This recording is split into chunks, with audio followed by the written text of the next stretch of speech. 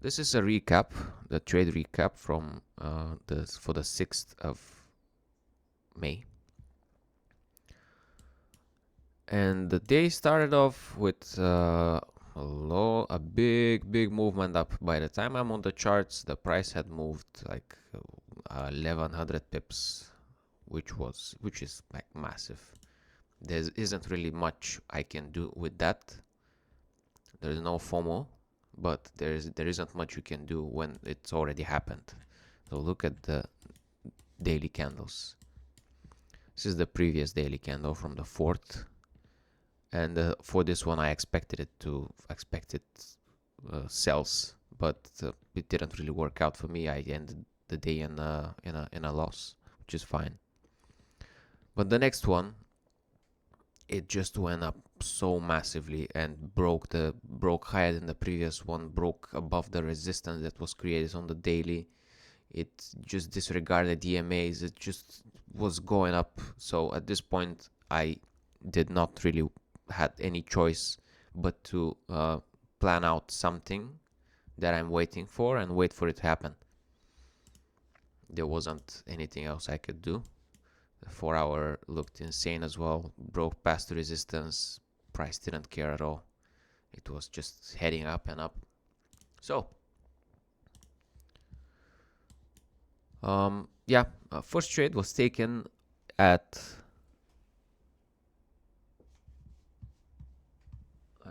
what is that late? Wow.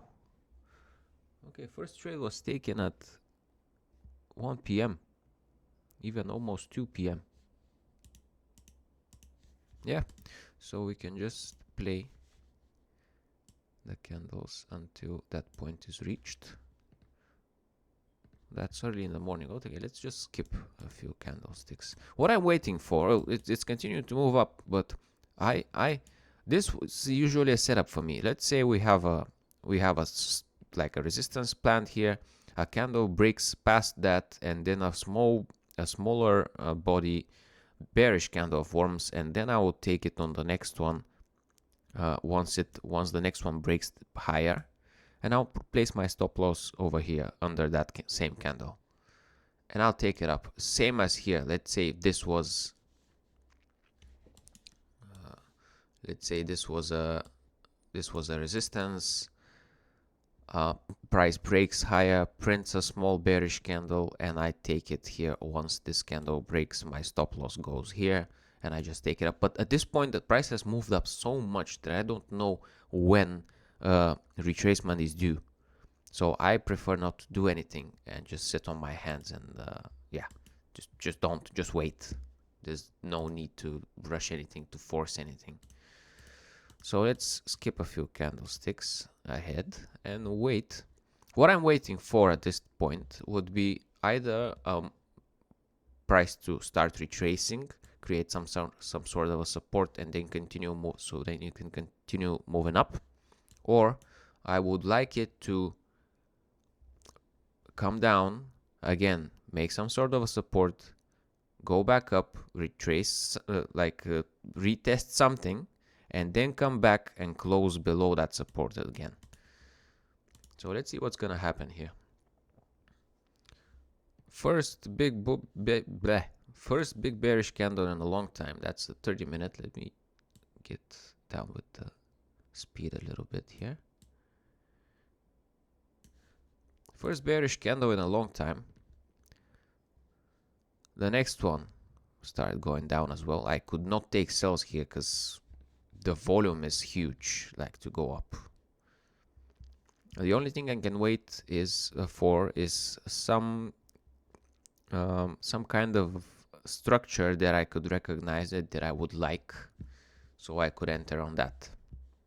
But otherwise, I can only wait. What's the time here? It's 1 o'clock on the 30. Let's go back. Let's go down to the 15-minute, and we can see. Wow, I got it right here.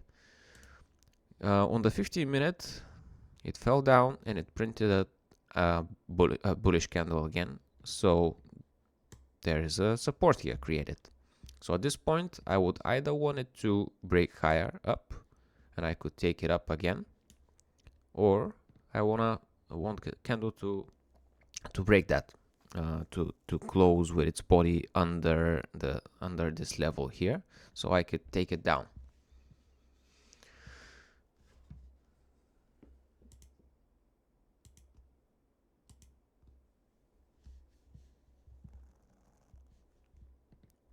At this point, I could see what I've done.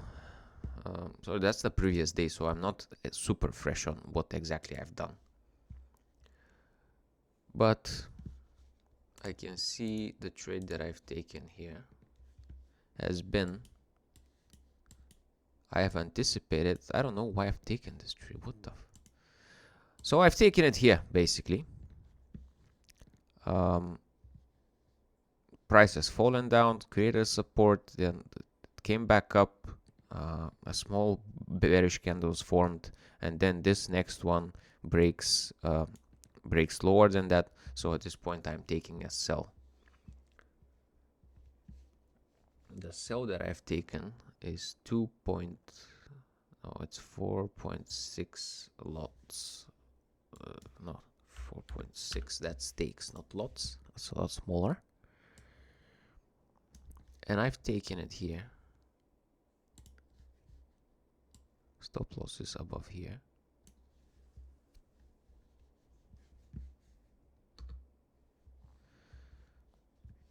Oops. And it did not work.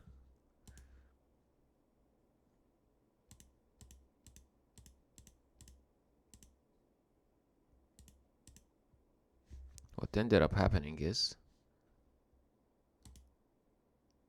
so what I've lost on this trade is in total of 24 pounds. I forgot that I can't close half on the while I'm making market replay. So I should have opened 2 positions because I've closed half. Once this candle came up here, I've closed half, and then when the next one went up again, it just took me out. And for the whole thing, I risked in total 41 pounds, but I actually lost only 24 because I managed my trade real time. So that's what how am I gonna do it? So yeah, basically this candlestick that I entered on came back up. I closed once it flipped bullish again, and the rest of the trade, which was half of the trade left open, my stop loss was over here, so it got taken out. That's what basically happened.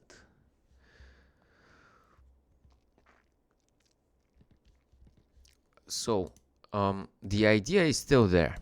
If I get a rejection off of the EMA and price starts moving down again, I would be happy to take it again. That's not an issue for me. And this is exactly what happened. It tapped it and immediately dropped down.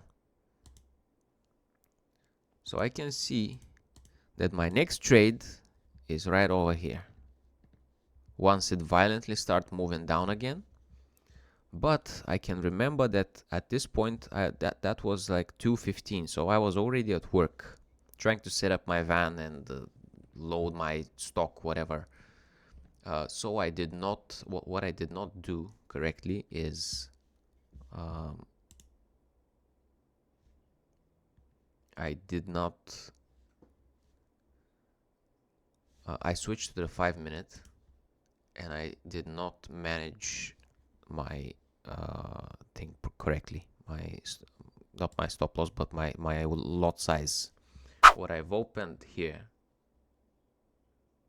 is a 5. Is it 5? Yeah, it's a 5 stake. Big mistake.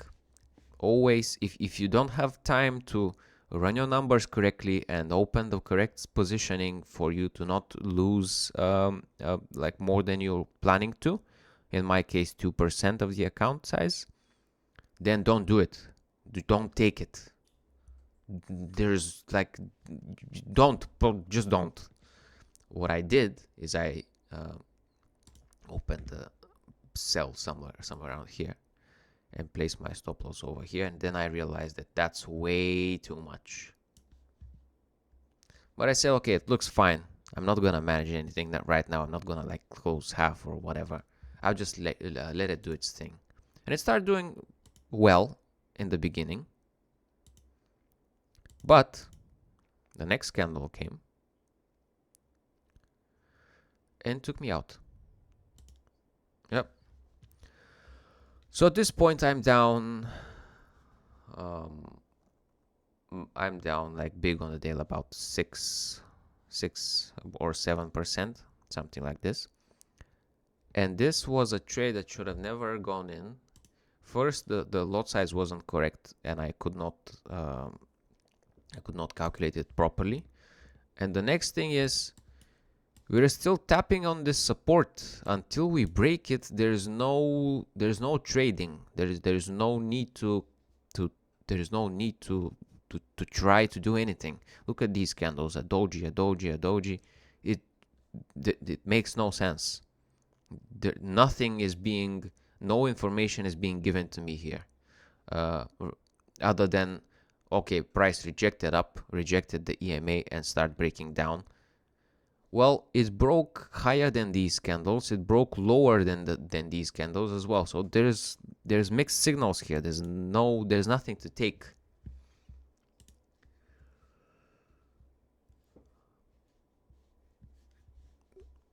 So yeah, last trade was taken. I took another one. I made my notes. I looked at what I did, found out what my mistakes were. So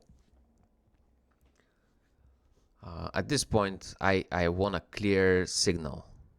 Like I should have been after this kind of a mindset before that. I always have to require a good clean signal for me to enter anything. But it is what it is. Lesson learned.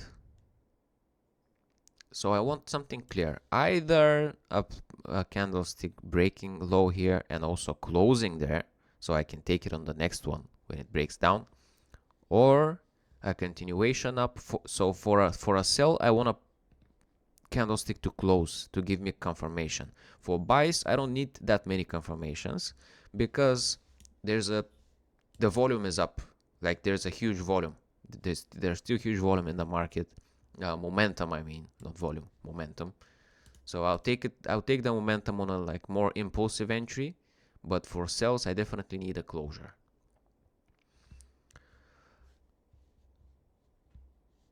So the next candlestick closed like this, and as the next one started breaking higher, I can see here candlesticks are becoming a little bit bigger. So this one was big bullish candle, then a small, very tiny little bearish one, then a tiny little bullish one, then another bullish one, then this one is also bullish, but it didn't break lower than the previous one. It stayed where it is, and it made a nice wick here, and also the body itself was bigger than the previous bodies. So maybe there's momentum being gained again to go up. The next candlestick came down again, did not break lower than the previous one, and it's currently breaking above the previous ones and also breaking above the EMA here. So this was my last trade for the day. I took a buy once this happened right here. I took a buy. Stop loss was down here, and I realized that's too big again. Yep. Dumb mistakes. Oversizing. The whole reason I came to this broker is because they offer a very low leverage, 1 to 30, which would keep me safe. And for some reason, my inner old me is still trying to bypass all that and open bigger trades than I have to. So once I saw this, I said, look, I have to make sure like I'm being smart about this. This candlestick, my original stop loss, perfect stop loss would be below the current candle. because I don't want it to come. If it comes back down and it breaks lower than it actually was before, my trade is no longer valid. My idea is no longer valid. But let me move that up, because if the candle returns and flips bearish after already being higher and breaking higher than the previous ones, this would equally this would invalidate my idea to an equal amount. So I don't need to place my stop loss way over down there, but more like place it just on the flip. If it flips back, my idea is no longer valid. This area with these wicks is being rejected, the EMA is being rejected. I don't need to be in that thing. But fortunately, it went up. And it went up with this candlestick, with this one, and with this one. And as this candlestick was closing, I closed my trade as well and ended the day break even. I made back what I lost on those previous ones. But this is the difference between hoping and trying not to miss something. That you're not gonna miss anything because it's not there yet. So that's the problem with FOMO, is you rush into things, your fear of missing out on things that are not even there yet.